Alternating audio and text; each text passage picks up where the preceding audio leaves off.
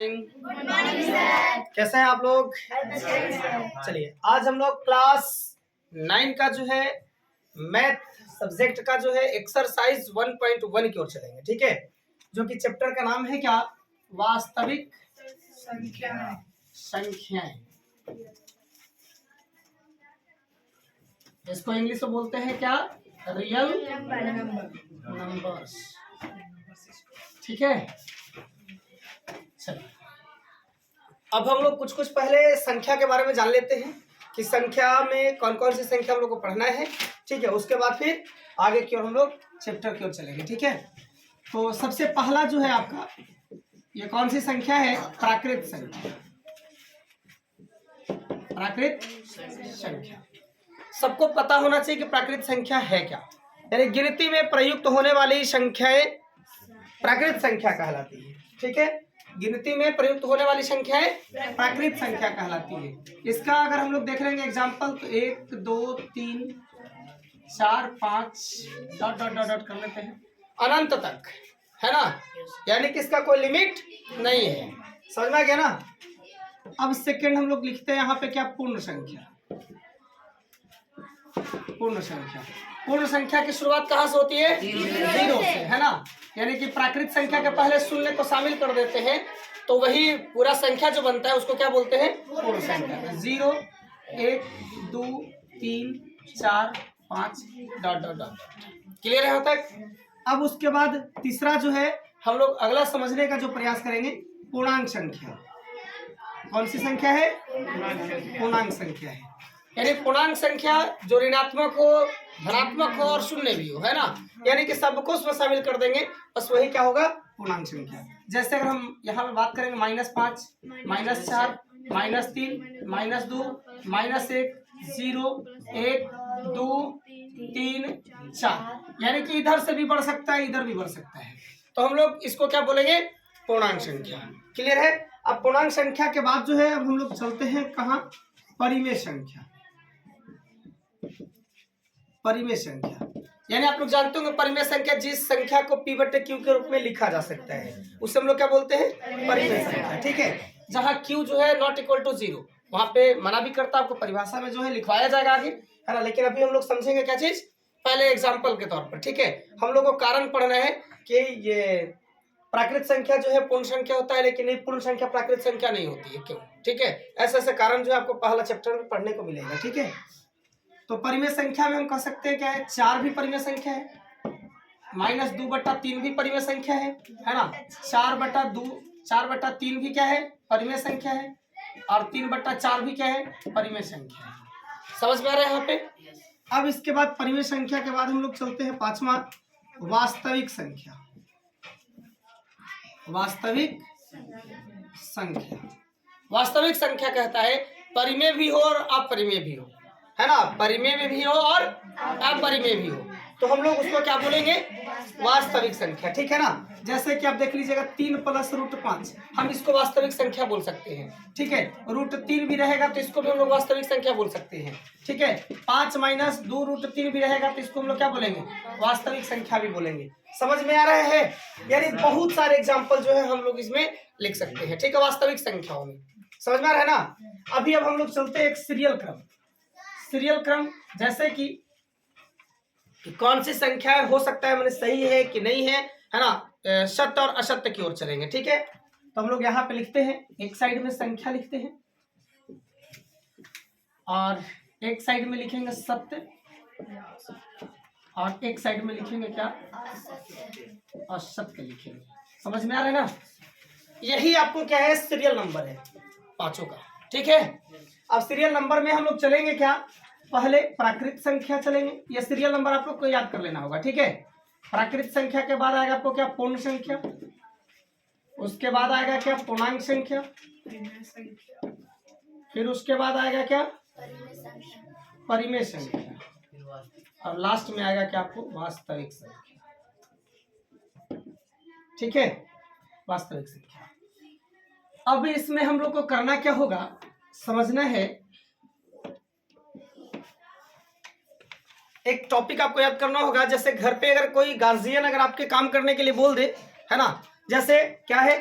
सीढ़ी पे है ना। सीढ़ी पे अगर कोई सामान लेकर के अगर नीचे से अगर ऊपर चढ़ना हो तो क्या होगा, कष्ट होता है कि आरामदेह होता है? कष्ट होता है ना। गार्जियन अगर कभी कह दे कि नहीं बाबू तनी एक ये जो बोरा होता है ना, चावल हो या सीमेंट हो, उसको सीढ़ी से ऊपर चढ़ा देना है, तो ना जाने कितना लोग हमरा से चढ़े उड़ेगा नहीं, हो सकता है कि ऐसा करके मुंह नाक टेढ़ करके चल देगा, है कि नहीं, लेकिन वो काम हो पाता है नहीं। लेकिन अगर होगा भी तो बड़ी कष्ट होगा, तो हम उसको क्या बोलेंगे, असत्य। समझना है ना। लेकिन वही काम अगर छत पर से अगर नीचे गिराना हो तो हम लोग क्या करते हैं, आसानी से बोलते हैं कि काम आराम से हो जाएगा, है ना। ऊपर से नीचे ऐसे करके क्या कर दो, धक्का दे दो, है कि नहीं है। ऊपर से नीचे जहां धक्का दे दिए तो क्या होगा, वो सही काम है, वो एकदम हल्का काम है कि नहीं है। दूसरे में क्या है, अगर क्रिकेट खेलने वाले जो होते हैं बच्चे लोग, नीचे से बॉल को फेंकते हैं तो पूरा जोर से फेंकते हैं, फेंकते हैं कि नहीं फेंकते हैं, तो उसमें क्या होता है, भार ज्यादा लगता है ना। लेकिन वही क्या होता है, छत पर ऊपर कोई अगर बच्चा रहे, अगर ऐसा करके गिरा दे तो आसानी से एकदम नीचे गिर जाता है कि नहीं, उसमें ताकत लगाना पड़ता है विशेष नहीं ना। तो यहाँ पर भी वही है, अगर कह दिया कि नीचे से ऊपर जाना है तो कह दीजिएगा असत्य है ना। और अगर कहेगा कि ऊपर से नीचे लाना है तो क्या बोलेंगे, सत्य है, क्योंकि ताकत कम लगाना पड़ रहा है कि नहीं। जैसे अगर हम यहाँ पे ऐसे लिखते हैं, इस पॉइंट पे ऊपर है और नीचे कह दिया है ऐसे, यानी इसका मतलब क्या है, पहले ध्यान से समझेंगे। पूछेगा क्या, ऐसे क्वेश्चन रहेगा आपके पास, क्या सभी प्राकृत संख्या पूर्ण संख्या होती है ना। क्या सभी यहां रहेगा, सभी याद रखिएगा, कारण वाला में आपको समझना होगा, या प्रत्येक रहेगा यहाँ पे, ठीक है। क्या प्रत्येक प्राकृत संख्या पूर्ण संख्या होती है, ऐसे आपको मिलेगा, ठीक है ना। तो आपको समझना है क्या होगा, पहले क्या बोला है, प्राकृत, बाद में क्या बोला है, पूर्ण। तो प्राकृत के बाद यानी ऊपर से नीचे आ रहे हैं तो लिखेंगे क्या है, ये सत्य लिखेंगे, है ना। क्या है, सत्य है। पूछेगा क्यों, है ना, क्यों है, क्योंकि बताएंगे इसमें कि प्राकृत संख्या, प्राकृत यहां पर भी देखिए ना, समझिए आप, क्योंकि प्राकृत संख्या 1 से शुरू होती है और पूर्ण संख्या में भी 1 2 3 4 5 पूरा गुण मैच कर जा रहा, देख लीजिए एग्जाम्पल, समझ में आ रहा है। यानी कि प्राकृत संख्या 1 से शुरू होती है तो क्या पूर्ण संख्या में 1 नहीं है, इसीलिए क्या हुआ, ये सत्य हुआ। कारण हम लोग लिखेंगे कि प्राकृत संख्या भी 1 से शुरू होती है और पूर्ण संख्या में भी 1 होता है। क्लियर है, 1 2 3 4 5 पूरा संख्या मिल रहा है, यानी कि प्राकृत संख्या के पूरा संख्या जो है यहाँ पे पूर्ण संख्या में मिल रहा है। क्लियर है।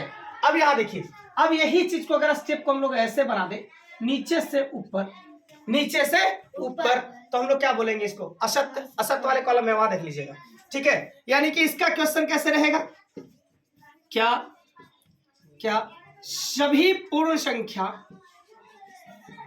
क्या सभी पूर्ण संख्या प्राकृत संख्या होती है, प्राकृत संख्या होती है, तो हम लोग क्या बोलेंगे इसको, असत्य बोलेंगे, है ना। क्यों, क्यों असत्य बोलेंगे, क्योंकि बोलेंगे कि पूर्ण संख्या, सभी यहाँ पे बोलना है, सभी याद रखिएगा, सभी रहेगा तभी ऐसे ही फॉलो करना है इसको, है ना। अगर सभी यहाँ पे बोल दिया है तो सभी कहने का मतलब कि 0 भी ना शामिल करेंगे पूर्ण संख्या वाले में, है ना। तो अब देखो नीचे से ऊपर देखना, 0 क्या है, पूर्ण संख्या है ना। तो क्या प्राकृत संख्या 0 से शुरू है, क्या नहीं है, यानी कि बाकी 1 2 3 4 5 तो मैच कर रहा है इसमें भी, है कि नहीं, लेकिन 0 शामिल है इसमें पूर्ण संख्या में, लेकिन प्राकृत संख्या में 0 शामिल नहीं है ना। इसलिए हम कह सकते हैं कि सभी पूर्ण संख्याएं प्राकृत संख्या नहीं हो सकती है ना, क्योंकि पूर्ण संख्या 0 से शुरू होती है जबकि प्राकृत संख्या 1 से शुरू होती है। क्लियर है, समझ में आ रहा है तुम लोग को सबको ना, कोई दिक्कत नहीं है। अब चलिए सेकेंड स्टेप, आप लोग को खुद भी क्वेश्चन बनाना होगा। अब कैसे है, अगला क्वेश्चन कभी यहां से शुरुआत कर दे, क्या बताइए क्वेश्चन क्या बनना चाहिए, क्या सभी पूर्ण संख्या पूर्णांक संख्या होती है, ऐसा क्वेश्चन बनेगा कि नहीं बनेगा, बन सकता है। क्या सभी पूर्ण संख्या पूर्णांक संख्या होती है, तो हम लोग क्या बोलेंगे कि सही बात है। क्या सभी पूर्ण संख्या पूर्णांक संख्या होती है, तो हम लोग क्या बोलेंगे, सत्य, है ना। अब कैसे कैसे बोलेंगे कि हाँ सभी पूर्ण संख्या पूर्णांक संख्या होती है, तो यहां से बताएंगे कि देखिए सभी पूर्ण संख्या, 0 1 2 3 4 5 सब तो है, ये है इसमें, है ना। और पूर्णांक संख्या में भी बताएंगे कि देख लीजिए आप 0 1 2 3 4 5 इसको भी मिल रहा है, तो सभी पूर्ण संख्या जो है पूर्णांक संख्या हो सकती है। क्लियर है ना। लेकिन अगर अगला क्वेश्चन कभी पूछ देगा ऐसे, कह देगा क्या सभी पूर्णांक संख्या पूर्ण संख्या होती है, तब क्या बोलेंगे असत्य, है ना। अगर आपका क्वेश्चन कभी आ जाए क्या सभी पूर्णांक संख्या पूर्ण संख्या होती है, तो हम लोग क्या बोलेंगे असत्य। क्यों? तो क्योंकि बोलेंगे कि पूर्णांक संख्या ऋणात्मक भी होती है। नहीं, पूर्णांक संख्या ऋणात्मक भी होती है, जैसे धनात्मक और 0 तो पूर्ण संख्या मिल गया है, लेकिन ऋणात्मक जो है यहाँ पे क्या पूर्णांक संख्या है, तो क्या पूर्ण संख्या ऋणात्मक है? नहीं है, है ना। तो हम लोग स्पष्टतः तौर पे बता सकते हैं कि क्या है कि सभी पूर्णांक संख्या पूर्ण संख्या नहीं हो सकती है। अगर कोई यहाँ तक दिक्कत है तो बोलिएगा, नहीं है तो अगले स्टेप ऐसे भी तो पूछ सकता है कि क्या सभी प्राकृत संख्या क्या पूर्णांक संख्या हो सकती है या पूर्णांक संख्या होती है, तो हम लोग क्या बोलेंगे कि हाँ बिल्कुल, क्योंकि ऊपर से नीचे एकदम याद रखना है, ऊपर से नीचे कोई के धक्का से धक्का दे दो, बात समझ में आ रहा है कि नहीं आ रहा है, एकदम सबसे आसान सा काम है, लेकिन कोई क्या आप लोग ऐसे मत कीजिएगा, है कि नहीं है। अरे तो फिर ऊपर से नीचे आने के बाद समझ में आ रहा है ना, कोई ठीक नहीं है कि नहीं, क्या आदमी बचबो करेगा यार, है कि नहीं। देखिए तो प्राकृत संख्या ऊपर से आपको नीचे क्यों कहा है, प्राकृत संख्या क्या पूर्णांक संख्या होती है, तो हम लोग सीधा बोलेंगे कि हाँ होती है ना, कि प्राकृत संख्या 1 से भी शुरू होता है, तो पूर्णांक संख्या में भी 1 2 3 4 5 होता है। ठीक है, अब अगर ऐसा कभी कह दे कि क्या प्रत्येक पूर्णांक संख्या प्राकृत संख्या होती है, तो हम लोग बोलेंगे क्या नहीं, क्योंकि नीचे से ऊपर की ओर है ना। घर के अगर कोई काम सीढ़ी पर लेके चढ़ना होगा तो बैठ हमरा से नहीं होगा, ऐसा लोग करते हैं कि नहीं करते हैं, बस उसी तरीके से यहाँ पर भी समझना है। ठीक है, चलिए अगला भी हम लोग यहाँ पर समझने का प्रयास करते हैं। क्या आगे देखिएगा, अभी बहुत सारे क्वेश्चन इसमें बनेंगे, ठीक है ना। अगला यहाँ से स्टेप को स्टार्ट करेगा, क्या सभी पूर्णांक संख्या परिमेय संख्या होती है, तो हम लोग बोलेंगे कि सही बात है, क्योंकि ऊपर से नीचे आ रहा है कि नहीं। तो यहाँ पे क्वेश्चन रहेगा क्या सभी पूर्णांक संख्या परिमेय संख्या होती है, तो हम लोग क्या बोलेंगे इसको सही बात है, सत्य। तो भाई क्यों, तो क्योंकि बोलेंगे कि जितने भी पूर्णांक संख्या अगर है तो प्रत्येक पूर्णांक को अगर m अगर ले लिया जाए, पूर्णांक को m कुछ भी आप ले सकते हैं यहाँ पे ABCD का अच्छा, ठीक है। ऐसे m भी होता है, q भी होता है, ठीक है ना, यानी लिख दे वहां पे लिखना पड़ेगा कि हाँ यहाँ m क्या है, कोई पूर्णांक है, ठीक है ना। जब पूर्णांक है तो हम m को क्या लिख सकते हैं, m/1, ठीक है। तो m/1 यानी कि एक नीचे क्या होता है, छिपा हुआ होता है कि नहीं। तो p/q हो गया, तो p/q यानी कहने का मतलब क्या हुआ, परिमेय संख्या हुआ। समझ में आ रहा है ना। जैसे आप एग्जाम्पल और भी कुछ ले लीजिएगा, ठीक है ना, एग्जाम्पल और भी आप ले सकते हैं, जैसे कि क्या क्या चीज है, -5, तो -5 क्या है, ये परिमेय संख्या है कि नहीं है, तो एकदम है, -5/1 है ना। तो ये भी क्या हुआ, p/q।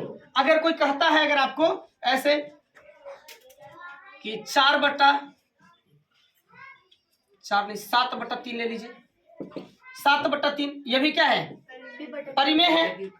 समझ में आ रहा है कि नहीं आ रहा है, यहाँ पे बताइए, कोई दिक्कत। लेकिन अगर यही क्वेश्चन कभी अगर आपको ऐसा पूछ दे कि क्या, यहां से शुरुआत करेंगे ऐसे, क्या सभी या प्रत्येक परिमेय संख्या क्या पूर्णांक संख्या होती है, तो हम लोग बोलेंगे क्या है, असत्य है। यहाँ पे अगला क्वेश्चन पूछेगा क्या सभी परिमेय संख्या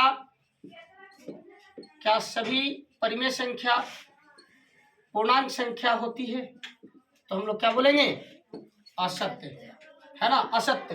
क्यों, तो क्योंकि हम यहाँ पे एक एग्जाम्पल रखेंगे। एग्जाम्पल कैसे रखेंगे, 3/7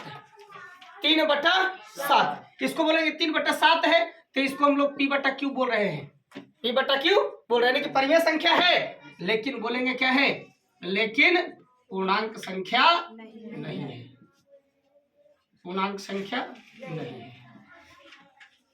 समझ में आया। अब देखिए कैसे होगा सो, ठीक है।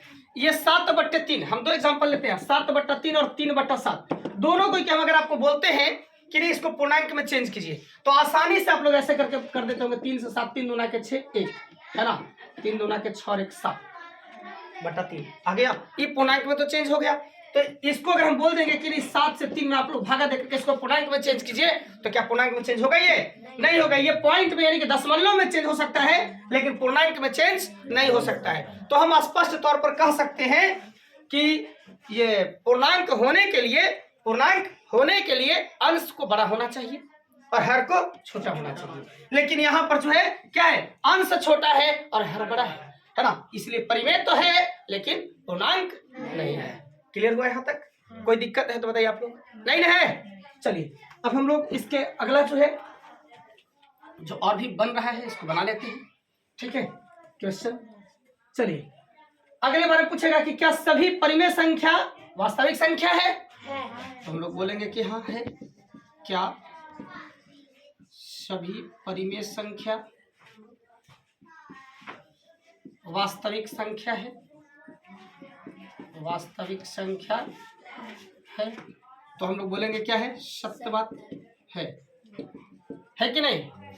अब यहाँ पर अगला जो है कहा है कि वास्तविक संख्या है, तो कैसे है? तो हम लोग बताएंगे कि परिमेय संख्या जो है 5 भी है ना, और क्योंकि करके लिखना होता है ना। देखिए 5 भी क्या है, परिमेय संख्या है, इसको वास्तविक संख्या भी बोलेंगे, ठीक है। अगर -8 भी अगर दे देता है तो -8 भी क्या है, ये परिमेय संख्या है ना, और वास्तविक संख्या भी है, ठीक है ना, वास्तविक संख्या भी है। अगर यहां से अगला क्वेश्चन पूछ दे ऐसे नीचे से ऊपर की बात याद रखेंगे अभी, है ना। पूछेगा क्या कि क्या सभी वास्तविक संख्या, क्या सभी वास्तविक संख्या परिमेय संख्या है? परिमेय संख्या है तो हम लोग बोलेंगे क्या है, असत्य है ना। क्योंकि भाई बताएंगे कैसे। तो वास्तविक संख्या का परिभाषा में क्या है कि परिमेय संख्या को भी और अपरिमेय संख्या को भी, दोनों को हम लोग बोलते हैं क्या, वास्तविक संख्या। तो हम लोग यहाँ पर लिखते हैं क्या चीज कि 5√3 या 3 + 2√3 है ना, या 5 - 3√2, ये सब के सब क्या है, वास्तविक संख्या है। सब के सब क्या है, ये वास्तविक संख्या है। लेकिन क्या परिमेय है? तो नहीं है, क्योंकि परिमेय का शर्त आपको पढ़ाया गया होगा कि जिसे जो है P/Q के रूप में लिखा जा सकता है ना, और जिस संख्या का पूर्ण वर्गमूल प्राप्त हो जाए उसे ही हम लोग क्या बोलते हैं, परिमेय संख्या। लेकिन क्या इसमें है? नहीं ना, 3 का वर्गमूल नहीं होता है ना। ऐसे वर्गमूल निकाला जा सकता है लेकिन पॉइंट में पूर्ण वर्गमूल नहीं ज्ञात होता है, ठीक है ना। इसलिए हम लोग बोल सकते क्या है, 5√3 क्या चीज है, अपरिमेय संख्या है, ये परिमेय संख्या तो नहीं है ना। और इसके लिए क्या होगा, वास्तविक संख्या ये भी है, ये भी वास्तविक संख्या है, ये भी वास्तविक संख्या है, लेकिन सबके सब क्या है, परिमेय नहीं है। इसीलिए अब तो यहाँ पे अच्छे से समझ में आ गया होगा, है ना। तो ये वाले जो है ट्रिक आपको याद रखना होगा कि ऊपर से जब नीचे आएंगे तो क्या सही है, और नीचे से अगर ऊपर जाएंगे तो गलत है। समझ में आ गया ना। हाँ, तो प्रत्येक, अब अगर यहाँ से पूछता है प्रत्येक प्राकृत संख्या, अगर यहाँ खुदा दे रहे के बाद कि परिमेय संख्या होता है तो बोलेंगे कि हाँ सही है ना, क्योंकि प्राकृत संख्या 1 2 3 4 से शुरू होता है। अब परिमेय संख्या में भी तो 1 परिमेय संख्या है, 2 भी परिमेय संख्या है। समझ में आ गया। अगर वही अगर नीचे से कभी कह दे कि क्या प्रत्येक वास्तविक संख्या क्या परिमेय संख्या है, तो बोलेंगे कि नहीं है ना, क्योंकि वास्तविक संख्या √3 में भी होता है, लेकिन प्राकृत संख्या 1 से शुरू होता है। क्लियर हो गया यहाँ तक? अगर कोई दिक्कत है तो बताइएगा। नहीं है तो चलिए इसको कॉपी कीजिए आप लोग।